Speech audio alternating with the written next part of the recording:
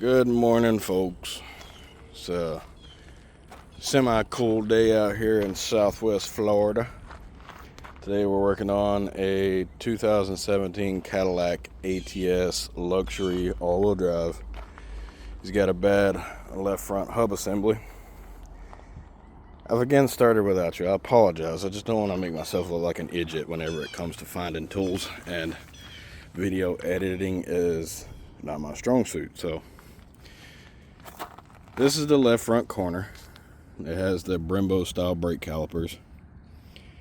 The bolts for the calipers are 21 millimeter.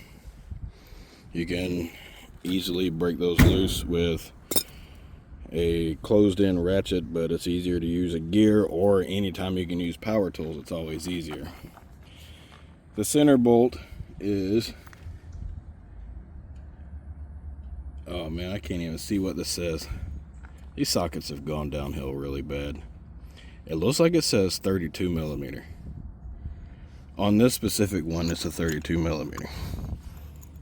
It is slightly loose, but that's fine. You don't got to worry about being precise. The hub assembly bolts are 15 millimeter, which that's been pretty much a standard on this GM style hub for quite some time. It'd be best to have yourself a can of freeze off. This is going to come in handy with the rusty cars. I didn't think this car was from up north, which it may not have been, but even in Florida we have salt in our water that comes into the roadways during floods, and our rain does have salt in it as well. So you will get salt deposits on different things: the road, the cars, the suspension parts, the steering parts. Anywho, spray the back side of the bolt here with the freeze off. Let it sit for just a minute and see if you can get it off easily. If you can't get it off easily, go get some heat, because if it's not been off, it's got Loctite on it. And this one's probably never been off since 2017, because why would you take a hub assembly off if it's not needed? I sprayed some inside of here too, because the CV axle splines didn't want to move. So I'm going to go ahead and finish taking these bolts off. I have my 15 millimeter deep well socket with this cheap Harbor Freight Pittsburgh extendable ratchet. Couldn't find my flexible head. Been working on doing some remodeling here in the trailer. I'll let y'all in on a little update for that. And man, look at the yard. It's like night and day different out here. I got my mobile garage popped up here, and wowza, look at there. Got my things hung up over here with some tools in there. I still got a little bit to do, like that shelf there, for instance, and kind of straightening up here, putting these where I want them. But my battery trays, I got to mount back down over there. My power inverter is going to get mounted here on the wall with the high amperage, high wattage battery charger. It's 12 volts, 200 watts. Should be more than enough to push two batteries. You see here my two wires coming out there. We're going to go ahead and unplug that, just in case it decides it wants to touch something while I'm in here. Start arcing and blow that thing up. That was like 40 or 50 bucks. I thought I had another one, but obviously not. Anywho's, I built this thing. I'm not a carpenter by any means. I'm a mechanic. But I gotta say, it turned out pretty good. Except for that corner over there. This corner here is pretty close, but I can't cut a 110 degree angle. I can't even cut a 70 degree angle without a miter saw. That one's the same way, but hey, it works. I got two long screws running from the outside 2x4 into the other 2x4, and of course I put my stud in. I hung my hangers up. I didn't hang all the other stuff up there, but I hung my hangers up. I converted this over to 7 round. It was originally 4 flat. And would you look at this? Them right there are some of them fancy ones that flicker back and forth.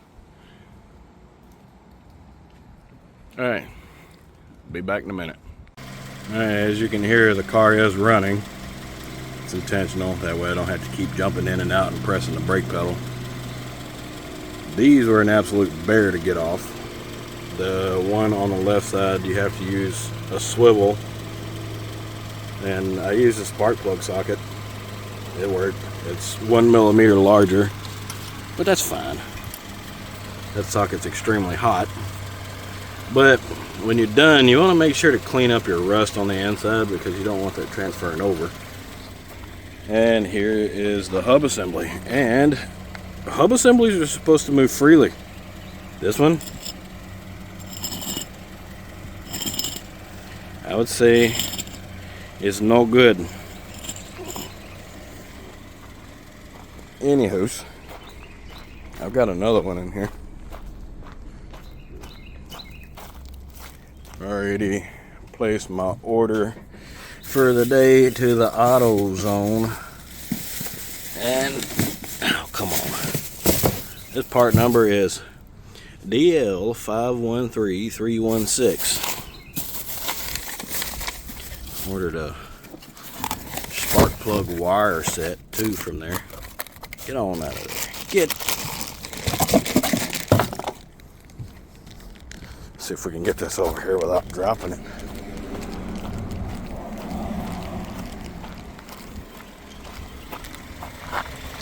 All right, made it back. Hello? Okay, 1 second, I need 2 hands.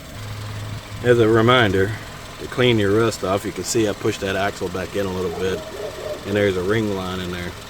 But I have a visitor coming, so I'll be back when he's gone. Well, I completely forgot to record the rest of it. I had 2 visitors pull up, and with ADHD it's kind of hard to keep track of anything. But anywho, she's back together. It's easiest to have 2 people to help if you're doing this on the ground, but if you're not, you can do it in the air. Doing it in the air make it a lot easier, because you don't have to sit down on the ground. But I have to sit down on the ground. I don't have a shop. Be nice having one, but that means that my costs can stay low because I don't have the overhead. This bearing and the install is $250 with me doing it, assuming everything is not super rusty and I don't have to bust my fingies on anything.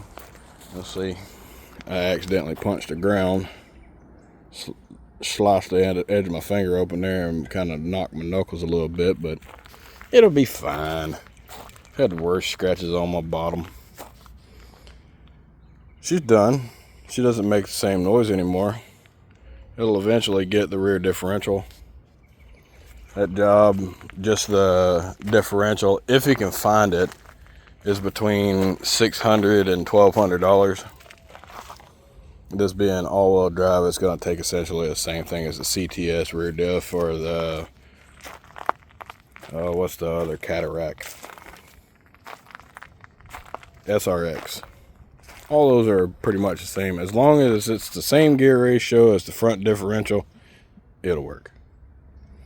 This one's 373, so the rear diff that I have to find has to be 373. Otherwise, the back's going to be dragging, the front's going to be pulling, or the other way around. I'm pretty sure this video wasn't as helpful as many others, but I can give you a walkthrough on the tools that you'll need, and maybe that will be helpful. You'll need a 19 millimeter, a 19 millimeter impact socket, a 21 millimeter wrench, a 32 millimeter axle nut socket, a 15 millimeter deep well socket, and a ratchet. Whatever socket you're using, it has to match, of course.